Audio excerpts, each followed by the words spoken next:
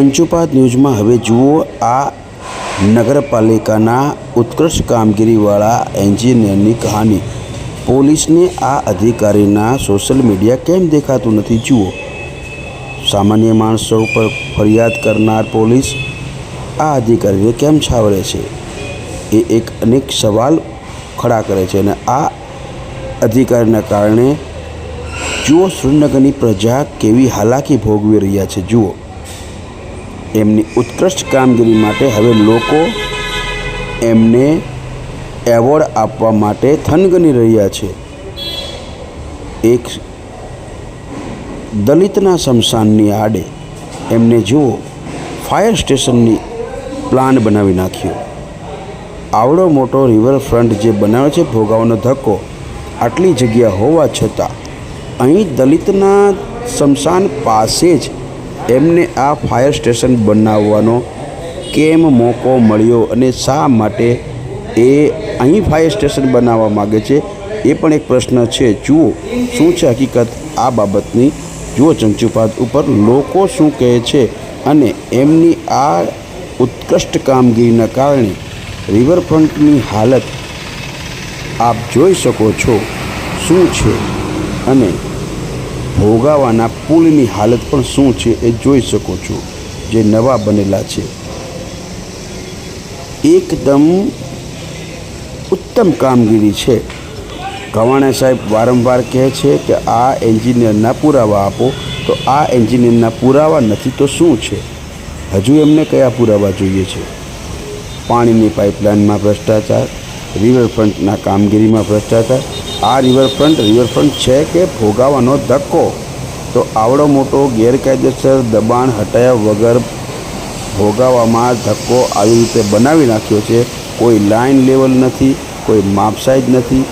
પાણીનું લેવલ કેટલું આવશે, કેટલું હોય છે, કેટલું આવે છે એનું કોઈ પણ માપદંડ આ રિવરફ્રન્ટ ઉપર આપને દેખાતું। દર વર્ષે ભોગાવામાં પાણી આવે તો રિવરફ્રન્ટ ધોવાઈ જાય છે અને કરોડોના ખર્ચા આ રિવરફ્રન્ટ ઉપર થાય છે। તો વિકાસ કોનો? પબ્લિકનો કે પછી આ એન્જિનિયર અને એમના મળતિયાઓનો? હવે એમને પણ નવા અધિકારીનો સાથ મળ્યો છે એટલે હવે સોનામાં સુગંધ ભળે એમ નવા અધિકારીઓ, ડેપ્યુટી કલેક્ટરનો એમને સાથ મળ્યો એવું સ્પષ્ટ દેખાય છે। કારણ કે ડેપ્યુટી કલેક્ટર આ હેરમાને એકદમ છાવરે છે। જુઓ આ નવો બનતો રિવરફ્રન્ટ છે હવે અત્યારે ધોવાઈ ગયો। જો એની કેટલી સાઇઝ છે, કેટલી લેન્થ છે અને કેટલો ઊંચો બનાવવો પડે એવી કેમ આમને ખ્યાલ આવ્યો નથી? શું આ એન્જિનિયરને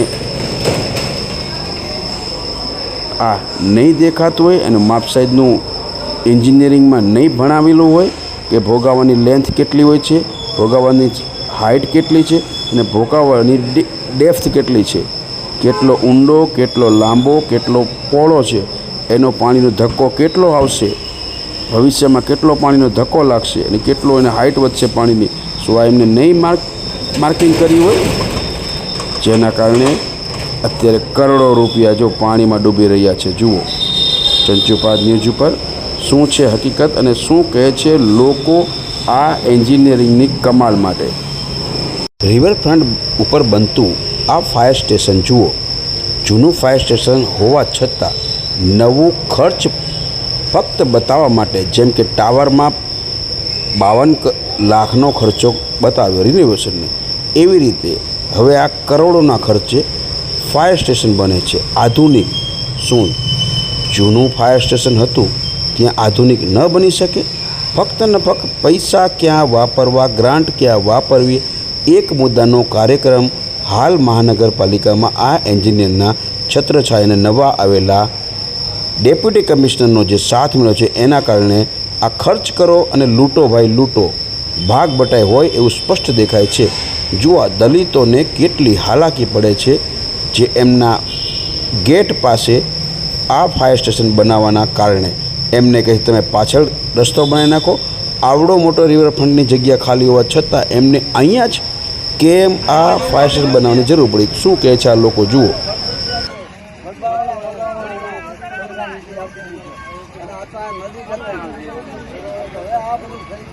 માલિક થઈ ગયો।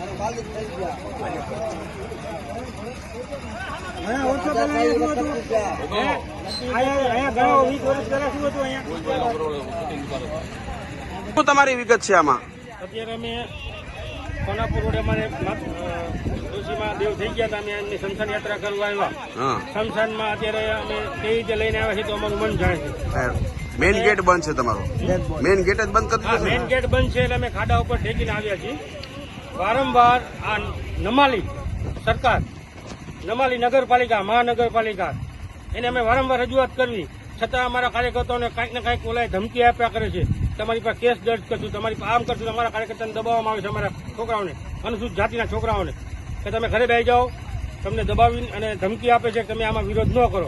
એટલે અમારું એક જ કહેવાનું થાય છે કે અમારો જે મેઇન ગેટ છે અત્યારે અમે જે તકલીફ વેઠી છે એવી તકલીફ બીજી વખત ન થાય. નગરપાલિકાને વારંવાર રજૂઆત કરવા છતાં આ જગ્યા શેની છે? હું શું હતું અહીંયા? અમારે અહીંયા વર્ષોથી ભોગાવો, પહેલા તો ભોગાવાના કાંઠે અમારું વર્ષોથી શમશાન, અમારા બાપ દાદા વડવા વખતનું શમશાન છે. તમે ડેટ, તારીખ બધું વાંચી લો. અને આ શું બનાવે છે? અત્યારે હાલ નગરપાલિકા દ્વારા અમને જાણ કર્યા વગર આ ફાયર બ્રિગેડનું સ્ટેશન બનાવી રહ્યા છે. એટલે ગેટ પાસે બનાવે છે? ગેટ થી 5 ફૂટ હાલવાની શમશાન યાત્રા લઈને હોય એવી જગ્યામાં 4 ફૂટે જગ્યા 4 નથી? ફૂટે જગ્યા નથી. આવી જગ્યા ઉપર અમને દબાણ કરીને જે પ્લાન બનાવ્યો તમારો, હા. આ ગેટ આખ બંધ કરીને ફાયર સેફ્ટી બનાવ્યા, તમે શું કહેવા? કોને પ્લાન બનાવ્યો છે? મારે મહાનગરપાલિકાને એ જ કહેવાનું છે કે જે કોઈ આ પ્લાન બનાવ્યો છે એને ખરેખર એવોર્ડ આપવા જેવો છે કે ગેટની આગળ 4 ફૂટ દિવાલને બંધ કરીને જે પ્લાન બનાવ્યો છે એને ધન્યવાદ અને એવોર્ડ આપવા જેવો છે. બરાબર, બધા ફાળો આપશો એમાં.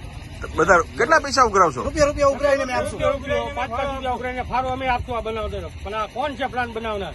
એમ નફટ. અને આ રહ્યું ને આ પેલા રહ્યું ને આ વાડાઓ હતા પેલા. આ અમારું છેલ્લું આસ્થાનું કેન્દ્ર છે અને પહેલી આ રજૂઆત પેલા રહ્યું ને આ ભોગાવો હતો ત્યારે વાડા હતા. વાડાના એવું પાણી ભોગાવવામાં આવતું હતું ત્યારે થોડોક રસ્તો આપીને પાણી જવાની જગ્યા હતી. પણ અમને જે કોઈ એન્જિનિયરે, જે કોઈ અધિકારીએ બને એકમથી પ્લાન બનાવી અને એમને એવોર્ડ આપવાની જરૂર છે. તમને એવું લાગે છે કે આ ફાયર સેફ્ટી આજુબાજુમાં કઈક પોતે પોતાના ધંધા રોજગાર ચાલુ કરશે એવું લાગે છે? અમને એવું જાણવા મળ્યું છે કે આગળ ગેસનો પંપ બનાવવામાં આવ્યો છે. ઘણી બધી યોજનાઓ લઈને આવ્યા યોજના લઈને આવી રહ્યા છે. પણ માત્ર અનુસૂચિત જાતિ પર ભેદભાવ રાખી અને અમને દબાવવાની કોશિશ કરે છે આ લોકો. દેવી પૂજક છે, વાલ્મીકી સમાજ છે અને અનુસૂચિત જાતિના લોકો છે એમને દબાવવામાં આવે છે. માત્ર પુષ્કળ જગ્યા છે. અહીંયા પેલા વાડા હતા? એ પેલા અહીંયા જયારે ભોગાવો હતો ત્યારે દેવી પૂજકના પણ વાડા હતા. એનો રેકોર્ડ 71 ની અંદર તમે જોઈ શકો છો. તો હવે તમે આ નહીં થાય શું કરશો?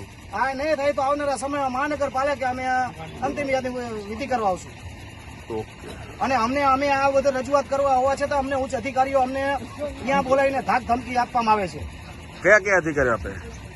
ડેપ્યુટી કલેક્ટર સાહેબ, ઓઝા સાહેબને દ્વારા અમને વીસીમાં બોલાવીને અમને ધાક ધમકી આપવા માંડે છે. તમને ગમે કારણોસર અમે તમને ફસાઈ દઈશું. પણ અમે એક નથી, અમે અનેક અનુસૂચિત જાતિના માણસો છીએ. અમને કાંઈ પણ થશે ને તો ટોટલી જવાબદારી તંત્ર દ્વારા રહેશે, અમને અમારા પરિવારજનોને.